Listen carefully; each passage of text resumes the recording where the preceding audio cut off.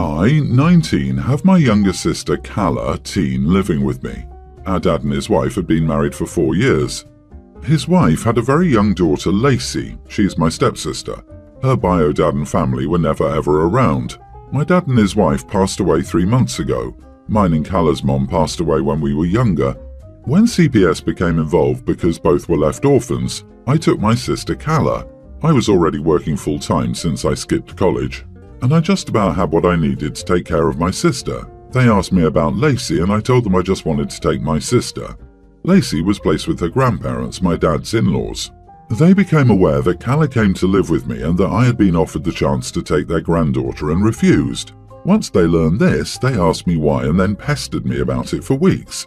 Finally, they told me they were older, that she could use as much family as possible, and that she missed Calla. She wouldn't really remember me. I asked Calla if she wanted to see her, and she said not really. So the reason I asked the question is I know from my sister that Lacey, Dad's stepdaughter, was really fond of her, called her sister, loved her even though it was one-sided, and I can imagine that this has been extra tough on Lacey because she lost so much. So I told them we were not interested in staying in their granddaughter's life. They told me she was our little sister and that my dad would have wanted us to stick together. I told them I didn't care what my dad wanted. They said not to punish a child for the sins of my parent. So I blocked them and continued on with things until they sought me out on social media via one of their older grandkids. They told me that I should be ashamed of myself and that their granddaughter deserves to be with her siblings and be raised by me since I'm young, fit and healthy and could run around after her like they can't and will be around a lot longer than them. I replied once that their granddaughter was not my responsibility and that I wanted them to leave my sister and me alone because we had no reason to be in touch ever again. That wasn't the end, and they called me selfish and cruel a few times via another account, so I had to set my account to private to stop them. Am I the idiot? Edit. Making clear that Lacey was my dad's stepdaughter, not his daughter. Wait, what? You're 19 and looking after your teen sister and they wanted you to take care of their very young granddaughter too? Not the idiot. They need to figure out how to provide care for their granddaughter. You're already doing a great and kind job taking in your sister. Guilt-tripping a 19-year-old who lost his parents is beyond the pale. I feel super bad for little Lacey. She's an innocent little girl and she's lost both her parents, and from her perspective her big sister too. But, and it's a massive but, that little girl is not related to you and she's not your or your sister's responsibility. If you take her in, it would impact your life and your sister's life greatly. It would be a lifelong responsibility to take on a little girl. Your sister is different. She's a blood relative and a teenager. She can look after herself to a certain extent and certainly doesn't need to be watched the same way a little kid would. Maybe one of the older grandkids could take her if they feel so strongly about this. Wouldn't it be in her best interest to be surrounded by real family? I get it, the grandparents are old, but your stepmom's family can step in way more and help the grandparents more if it's becoming too much on the grandparents, instead of being childish making a Facebook post. I'm glad you blocked her grandparents. I wish you and your sister all the best. Agreed. So Opie and his sister are idiots for abandoning the poor little orphan girl when they've just lost their own dad as well, and Opie's still a teenager? The girl's own grandparents saw an opportunity to harass a kid with no connection to them to take her in because they didn't want to anymore. Document everything, every attempt at contact, every new social media account created, every person they've persuaded to reach out to you, every name they've called you, every response you've sent telling them to stop. Literally everything, and file for a protection or intervention order. They are harassing you and ignoring your request to leave you alone, and they need to stop. My boyfriend, 24, and I, 22 male, went to the beach on the 25th of December. As it is common here, it was a sunny day, so you could get a sunburn if you didn't take some self-care measures. Both my parents are dermatologists, so my siblings and I are very aware of the importance of protecting your skin from sunburn and having a proper skincare routine. My boyfriend, on the other hand, doesn't give a crap about his skin. No matter how much my parents have tried to convince him to wear sunscreen, he's never done it. When we got to the beach, I started putting on my sunscreen and he asked me to share some with him. But I refused to share since it wouldn't make sense to take care of your skin just once because he isn't doing it again. Plus, my sunscreen is the one I wear on a daily basis. It's meant to be personal. So he got mad at me. I told him to wear a hoodie so he could minimize sunburns, but he refused. Long story short, he got sunburnt. My boyfriend's skin was so red and felt hot to the touch, and it was painful for him. He called me an idiot for not sharing with him. He said he hasn't forgiven me yet because it hurts and the sunburn hasn't faded. My dad has seen him to get sunburn relief. My dad calls me an idiot because sharing some with him does cost nothing, but my mom says that this is a lesson for my boyfriend since this is his own fault. My mom had gifted him sunscreen, but he decided not to use it. Am I the idiot? I refuse to share since it wouldn't make sense to take care of your skin just once because he isn't doing it again. What the heck kind of logic is that? You can't be serious. You are the idiot. Why are you even dating? Makes no sense to treat someone you care for like this. Have some grace and kindness. With a partner like this, who needs enemies? You've been begging him to change and start using sunscreen. He finally makes an effort and asks for some, and you go on an eco trip and shut him down. What's worse, he got a really nasty burn. You basically injured your boyfriend to teach him a lesson. That's sadistic and messed up. This relationship won't survive. Good grief. Sunscreen is supposed to be personal? What an insane thing to say. Using the same sunscreen is too intimate? What the heck is OP doing with it? Most of us can apply sunscreen without contaminating or, in fact, even contacting the unused product, assuming we're not already in an intimate relationship with the person we're sharing with. OP was just punishing his boyfriend for not being subservient enough by physically hurting him. Wow, OP, you are the idiot. We hosted Christmas on Sunday and my husband's family is still fighting over this. Mother-in-law is a lot. She does whatever she wants, rules are for other people, not her, and she has never liked me. We just moved into a house with a lake behind it, and mother-in-law found a pair of ice skates at our house. I told her not to go on the ice, but her husband and my dad both told her that I didn't know what I was talking about, and she would be fine. Well, surprise, surprise, she fell through the ice. Thankfully, she wasn't deep at all and could easily get out. Her clothes were soaked and unwearable, so everyone just assumed I'd give her something, which was annoying to be honest. She's never been very nice to me and my husband has clothes she can wear. I didn't want to give her anything expensive or anything I was attached to. I also didn't want to give her anything at all form-fitting because she's smaller than me and would love to gloat about how they were too big. I offered a pair of footy pajamas with a bunny tail, warm, meant to be baggy, and I only bought them for Halloween and wouldn't be upset if she lost or ruined them.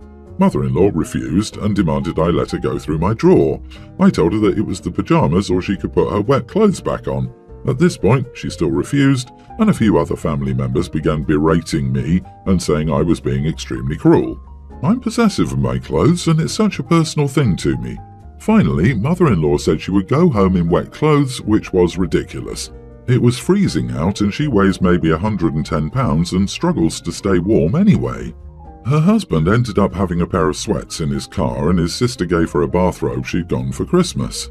Mother-in-law refused to speak to my husband or me for the rest of the night and multiple people called me an evil witch. Mother-in-law's mom and sister won't even talk to me. My husband says I was really cruel and he gets that she isn't easy to deal with, but he's ashamed of how I behaved. Not the idiot. She demanded to search your drawers. I mean, they're your clothes. I wouldn't let anyone go through my clothes the same size as me or not. That's mine. You warned her and she messed around and found out. If she kept her butt off the ice like you told her, this never would have happened. OP also told them no, on her property. Like, Mom, be lucky you weren't left in the wet clothes, take the fuzzy bunny suit and deal with it. As my 5-year-old says, you get what you get and you don't throw a fit. No idea where she learned it. I have not, nor had my husband ever said it. It's a typical case of beggars can't be choosers. Despite everything else, OP offered clothes, but mother-in-law refused, so yeah. Everyone's the idiot here. Yes, your mother-in-law is clearly an idiot in various ways, but there was really nothing else you could have offered her to wear. The optics of offering her a bunny suit and nothing else is pretty bad. I can understand limiting her choices, but I can also understand how your offer looked like a blatant attempt to humiliate her. So why didn't you offer her one of your husband's clothes? When that was brought up, she first yelled about not wanting men's clothes. Her mom raised her and her sister to know that their only worth is being beautiful and marrying wealthy men. Her mom is also a former model who hates that her mother-in-law is prettier than her and loves that her mother-in-law is way too short to be a model. So no way was she putting on bunny pajamas in front of her mom and sister. Oh, so you were doing it to intentionally embarrass her. Got it. You are the idiot for offering her an embarrassing bunny rabbit Halloween costume or nothing. Come on, you were trying to embarrass her, and you get 10 bonus idiot points for acting like you weren't. Yes, it sucks that she isn't nice to you, but she's in need and it's a temporary situation. You couldn't spare some track pants and a sweatshirt. She had to wear her husband's pants and a bathrobe. Seriously? You suck the most. My husband and I recently went on a long overdue vacation to a tropical island. We stayed at an all-inclusive resort, but we also wanted to get out and explore the island. So we decided that each of us could pick an activity to get off the resort for a day. I picked a hike that would bring us up into the island's mountainous interior and through some rainforests. My husband isn't a big hiker, but he agreed to do it with me. My husband narrowed his choices to 2 options: a catamaran trip to snorkel and go dune buggy riding. I get horrible motion sickness. We had some mild turbulence on our flight to the island, and even with the Dramamine I took before we took off, I still got nauseous and lightheaded. I told my husband that both of the ideas he picked were things I knew would make me motion sick. He told me that it probably wouldn't be that bad, but I told him that I knew my body and I knew without a doubt that both of those activities would make me sick. I asked him if there were any other activities that he was interested in, but he said those 2 were the only ones that piqued his interest. He eventually agreed to go on the hiking trip first, and then we could figure out the activity he wanted to do. While on our hike, we started talking with another couple also staying at our resort. They'd been there a couple of times, and my husband asked if they'd done either of the activities he wanted. They'd done both and said they were both a lot of fun, but the wife said that the catamaran trip was rough at times and a couple of people on their trip got seasick. She also said that the dune buggy was fun because you get to drive it yourself, but it's mostly on dirt tracks that can get pretty bumpy. From the way she described it, I knew that if I did either of those things, I would get sick. When we got back from the hike, I told my husband that I didn't want to do either of the activities he wanted to do, and asked again if he could please pick something else for us to do. He said those were the only 2 things he liked, and if I don't want to do them, we won't because he doesn't want to go alone. I knew he was upset because he was really excited about the things he wanted to do, and after I told him I wouldn't do them, his demeanor definitely changed. I wouldn't say he was sulking, but he was definitely less animated and not his usual fun self. He spent the rest of our trip just sitting around the pool doing nothing. I tried to get him to do things with me, like get a massage, but he told me to go do that myself. When he didn't change his attitude, I finally asked him what was up, and he told me that he'd gone outside of his comfort zone to go on a hike with me, but I wouldn't do the same for him. I told him that hiking doesn't make him sick, so that's a big difference, but he told me I could have at least tried one of them. Am I the idiot? You are the idiot. You could have tried the dune buggy with him and stopped if it was a problem, at which time he might have been happy continuing on his own, or driven your own behind him and gone slower. You didn't even try. You are wrong for expecting your husband to do an activity he didn't want to do while fully knowing that you would never agree to do the activities he wanted to do. That's not being a good partner. Disagree. You aren't supposed to drive when you take this medication. It's very sedating and the box literally tells you not to. Not the idiot. I 100% understand you're not wanting to risk motion sickness on your vacation, and I think your husband is an idiot for expecting you to just try it when you're getting nauseated on airplane rides. You were transparent that you didn't want to do those things for a legitimate reason. I also understand feeling disappointment that he put a damper on things when he didn't get to do what he wanted. Everyone's the idiot here. Her feelings and nausea are valid. I wouldn't want to do something my partner would be uncomfortable doing, but Opie even said that they didn't research the activities at the resort before going. They went in blind. They're not working as a team. They never should have had a rigid, I pick then you pick. It should have been a collaborative effort from picking the vacation to the activities, so they could both have fun. I, 24 female, was recently asked out by a guy, 27, I met at a friend's birthday party. I was definitely interested, so I gave it a shot. He planned the first date. He chose to take me to a luxurious restaurant. Unfortunately, there was no chemistry, so I'd already mentally checked out halfway through the date. At the end, he paid the bill. He said he was happy to treat me. Fast forward to the next day, we texted a bit, and I let him know that I was no longer interested. He throws a temper tantrum and immediately asks for the money back. I say no and block him. I've discussed this with our mutual friend and she's horrified. She said he's totally the idiot and planning on cutting him off from the group. She's basically his only connection to the friend circle.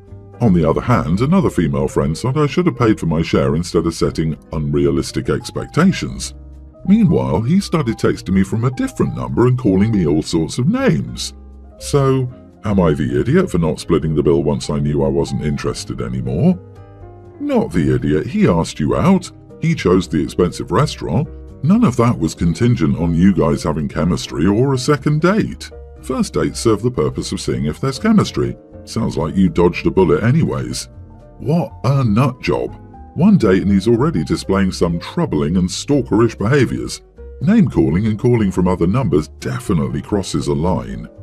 Unrealistic expectations? What expectations? He invited you out. He said he wanted to treat you. The dude is just a sore loser. In no way is buying a woman dinner equivalent to a ticket for more. You weren't going to, nor expected to, pay your share when you thought you might be interested. So why would not being interested change anything? That factor is literally irrelevant. And the fact that he's harassing you from different phone numbers now, etc., only goes to show that your instincts about him were spot on. What a gentleman. Oh, for the love of dog, I see why that dude is single. Hope marinara was on the menu because the red flag was hoisted high. My thoughts on paying for dates is, whoever does the asking and planning is the one who pays, especially if they say, my treat. There's never a guarantee that the person you're taking out will want a relationship with you, so it's a risk you take.